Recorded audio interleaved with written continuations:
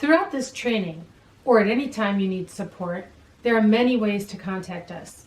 You can follow us on all major social media platforms or email us directly via our website, or you can click the Cancel Connect icon shown at the bottom of this slide on our website to book a consultation with one of our experts. To kick off this section, let's talk about an example of a failed improvement. A new engineer was very gung-ho about implementing a new process where she had completed a Greenbelt project. Among the many improvements designed and implemented, a Visual Performance Management, or VPM board, was developed. The process owner, one of the supervisors, was supposed to collect daily information each time a particular event occurred in the process and then post it on the board. The data collection never happened. The project and the process owner's role was not on the radar of the site leader, so there were no consequences or corrective actions. The process quickly backslid to its old ways. The new engineer blamed the process owner for not following her instructions. Then the improvements all fell by the wayside. The end. Sounds familiar? Well, how might leader-standard work have prevented this failure? Leadership behavior must be specific and explicit, and is a must-have for any improvement to have a chance of sustained success. Clear communication and a decisive set of tasks and accountabilities would have helped in the engineer's failed project. Left to his or her own devices, most leaders will do whatever it takes to get the job done. But what are the chances that any given leader's random behavior will support the new process thoroughly? Not likely at all.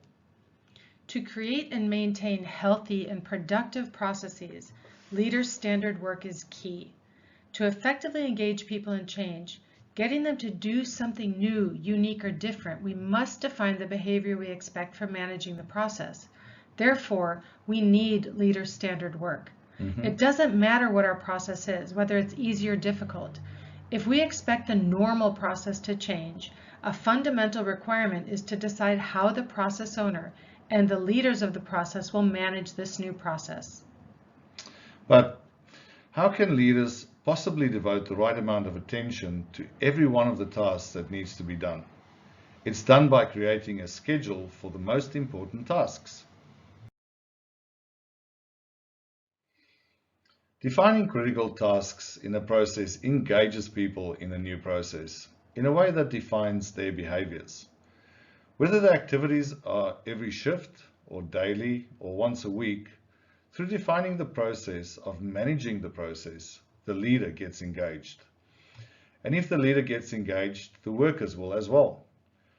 Through leader-standard work, learning happens when we get smarter about how the process works, what works and what doesn't. Questions get raised and addressed. Small incremental improvements are allowed to happen every day. And isn't that the whole point of continuous improvement?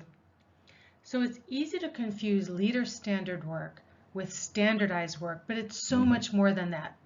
It's a shift in leadership philosophy, a move away from traditional management, or as a lot of people like to call it, a move from cop to coach.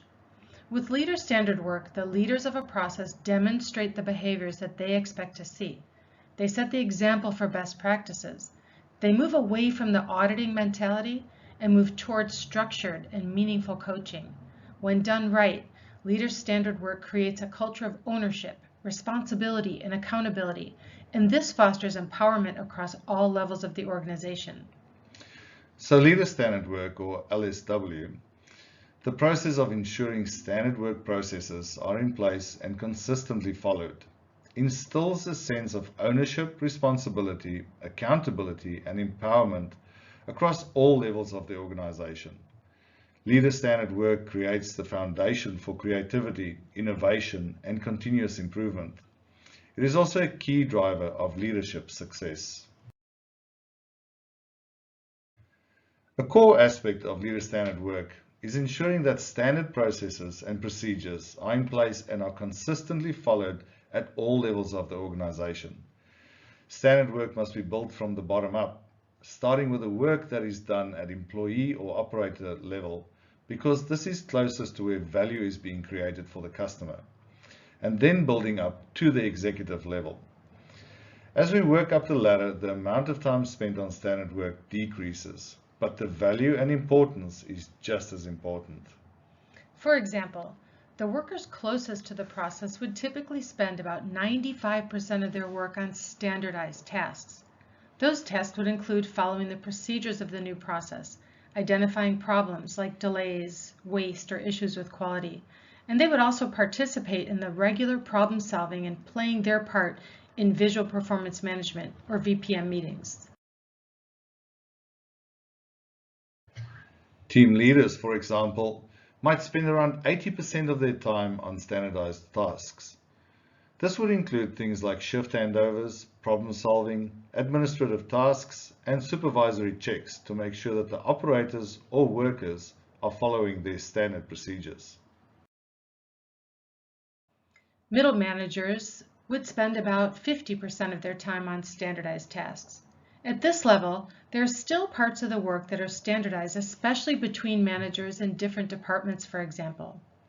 Standardized tasks would be things like meetings, problem solving, reporting, and then making sure that the team leaders are following their standard procedures. This could be done through Gemba walks or assessments or simple checklists. The primary focus of the middle manager is to support the team leaders, but they're still providing coaching to the people on the front line of the process as well. Even at site leadership level, there's a fair amount of leader standard work. It's usually about 25%. Activities that are common between leaders at this level should be standardized too, including meetings, problem-solving, reporting, and administrative tasks. Additionally, there should be routine, structured activities to verify that middle managers are following their standard procedures and standard work. This can be executed through direct observation and reviewing of standardized documentation. Site leaders' primary focus is on middle managers, but there is still some coaching that should take place at all the other levels. For executive leaders, roughly 10% of their time is spent on leader standard work. Executive leaders should have a standard process that they use for strategy development and goal setting, as well as reporting and financial controls. Additionally, they should include routine frequency Gemba walks at all the sites for which they are responsible. Their primary focus is on leading site directors, but some coaching should take place at all levels. So what we create is a support system and an infrastructure to drive self-reliant problem solving and alignment at all levels. Imagine if the team had put in the effort to solve a problem with the process, but the new solution wasn't supported by all of the team leads. As a matter of fact, some employees continue to run the process their way without any accountability. The manager isn't aware of the new improvement and doesn't have any idea of what is actually happening on the front line of the process. The site director is even further disconnected and is focused on internal reports and meetings. And by this time, you can tell that there is very little, if any, alignment, direction, or support from the executive leaders. It's not hard to see what would happen in a very short time. The team will have had very little chance of success, and the process would likely backslide, and people would chalk it up to, yeah, we've tried continuous improvement, but it doesn't work. Identifying and prioritizing the critical support tasks at each level of leadership is the only way to create sustained improvement. Each tier of leadership is responsible for their tier of leadership directly below them, but there's a certain degree of coaching style leadership across all levels. In order for this to work, leader standard work must be a collaborative effort between the person responsible for the task or the work and the immediate leader. Together, they work out an agreement on the tasks that the work owner should do daily, weekly, and monthly. This creates the expectations and the standards to be met. But remember, leaders cannot support or verify standards unless those standards have been developed where the work is actually done. Building from the bottom up ensures that the process is aligned and supported all the way up the chain. When done well, people at all levels are focused on maintaining the process and standards, understanding the behaviors that drive the right outcomes, check that standard work is being followed, and continually improving standard work by addressing deviations.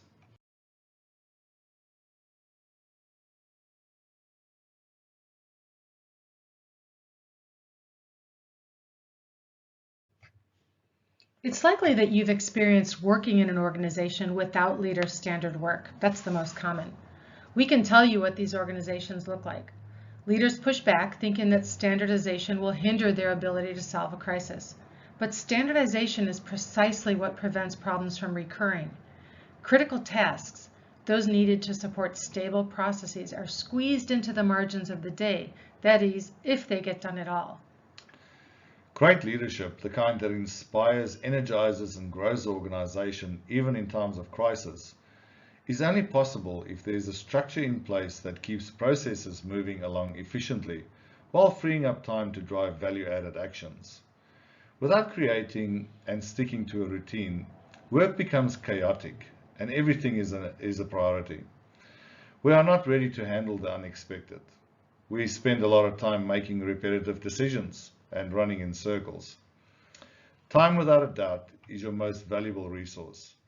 When you have an ad hoc schedule, you will spend a lot of time on unproductive tasks, like getting sucked into distractions and ad hoc requests. Although it may sound like the opposite, having a schedule gives you structure. You know what tasks to focus on and when, no exception. As a result, you'll knock these responsibilities out during the time you're allotted. That means that there will be other times throughout the day where you have nothing scheduled. It's during these periods where you're free to go with the flow. With established leader standard work, over time, the schedule will give you a baseline on how long it actually takes to complete specific tasks. You can use this knowledge to build more realistic blocks of time.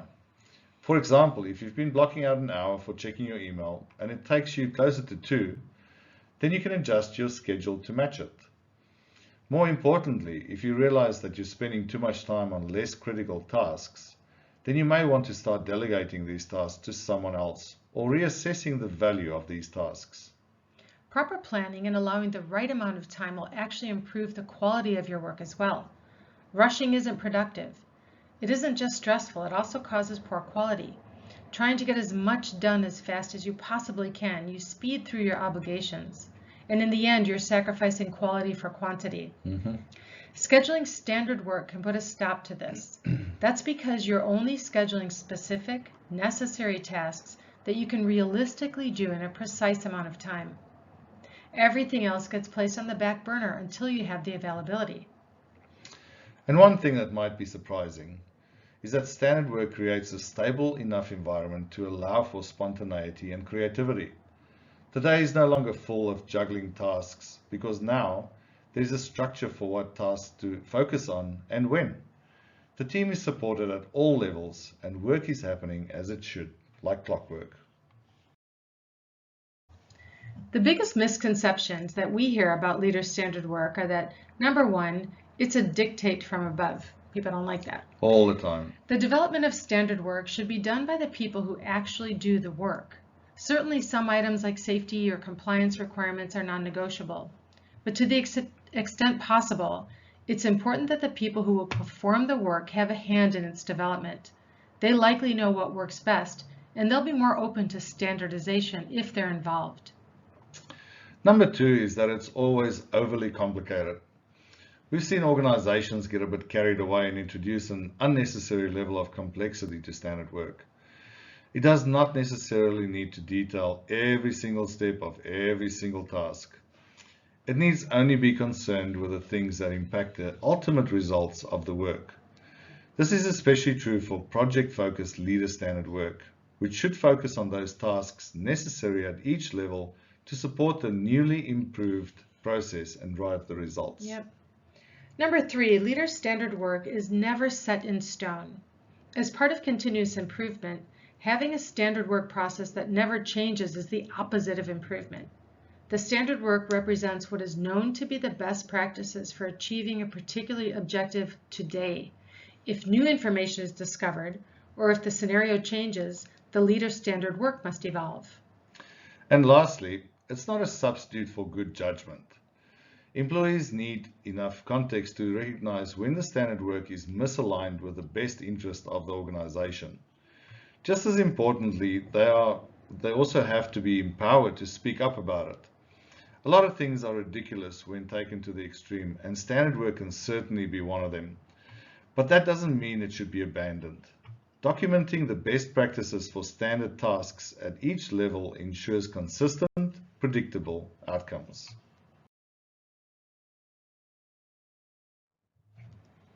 In your workbooks is a template for leader standard work.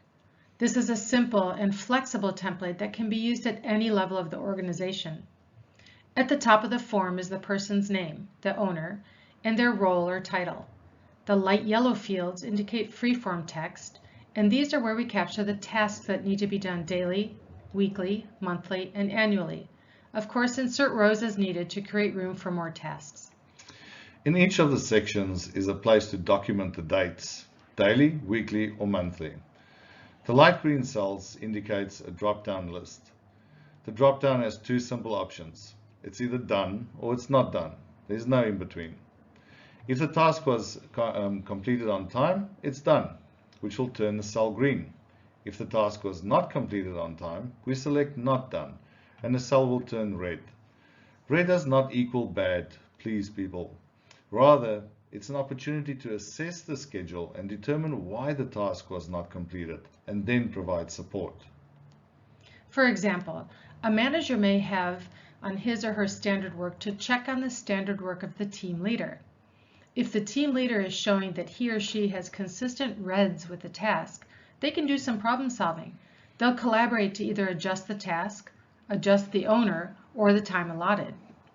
As with all of our templates, this form can be completed and shared physically or electronically. It's pretty simple to fill out. The skill is in using it and continually improving the efficiency and effectiveness of the team supporting your new process. Despite its simplicity, very few companies have successfully implemented leader standard work. Many people will say that they don't have time to do leader standard work. But if you start doing it, things will calm down and you will have time. We work through daily standard tasks and then work through the items that are important during openings throughout the day and week. It's essentially a checklist that leaders customize to outline the tasks, most of which are not urgent but very important.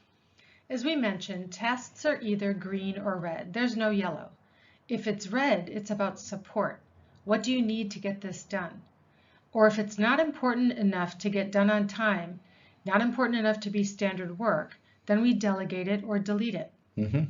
My leader standard work is my checklist. It acts as a reminder of important work that I want to complete each day, week, month, and quarter. It keeps me more balanced in the allocation of my time towards completing critical work. It's also a helpful resource to which I refer when I have to schedule time for deep working during the work week. We can tell you that properly using leader standard work will result in actively aligning with the organizational goals. Leader standard work also creates a foundation for succession planning, something that is often discussed but rarely done well. We demystify and make explicit the work and the responsibilities of different roles in the organization so that people can successfully transition into new roles and become productive and engaged quickly.